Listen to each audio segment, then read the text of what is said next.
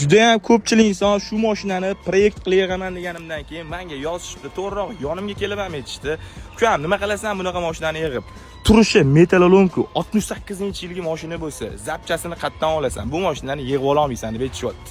Akalar, esingizda bo'lsa, Qizil Zaporojye holatda bundan-da og'irroq edi, lekin sizlarning poddeshkalar bilan yig'dim, gapim ustidan chiqdim. Buni ham xudo xolasa sizlar bilan birga yig'amiz, va'dam ustidan chiqaman. Inshaalloh bu mashinani ham shunaqa holatga keltiramizki, o'sha akalarimizni ko'rishganda to'g'risi mazza qilib yorishadi. Ana gapligi bor-ku, aytgan. O'sha gapligiga achinib qolishadi. Mana benzin oldim, akkumulyator olib keldim. Xos sizlar bilan birga mashinani zavat qilamiz.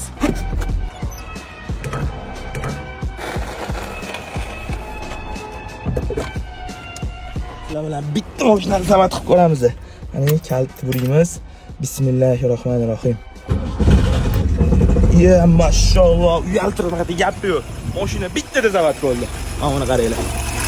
Qanislar, mashinani yurmaydi deyotgan akalarim, mashina zavat bo'ldi-yu, bu yuradi hali. Yangi hayotga qaytadi. Va'da berdimmi, va'damni ustidan chiqaman. Sizlar prosta poddeshka deb bo'lib tursanglar bo'ldi.